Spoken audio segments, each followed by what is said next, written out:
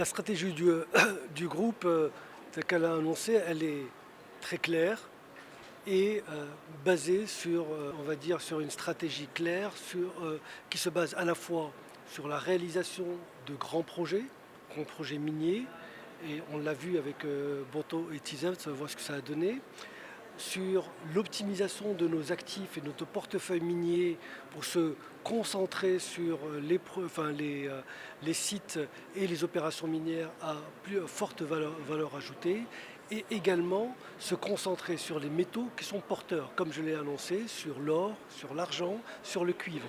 Voilà, ça a été notre stratégie des 5 dernières années et on a vu qu'elle a été payante. Pour les 5 prochaines et à l'horizon 2030, bien entendu, on va garder les ingrédients qui ont fait ce résultat en 2025. Nous allons conserver et développer de nouveaux grands projets. Ça, c'est ce que nous allons faire.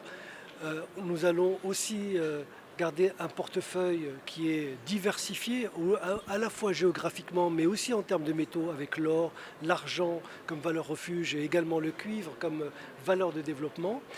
Et on va essayer d'aller encore plus loin, notamment sur le raffinage, comme on vient de le commencer cette année, hein, en 2026, la production de sulfate de cobalt. Et là aussi, c'est une grande première parce que c'est le premier sulfate de cobalt de qualité, on va dire, pour les batteries automobiles qui est produit au Maroc et même en Afrique.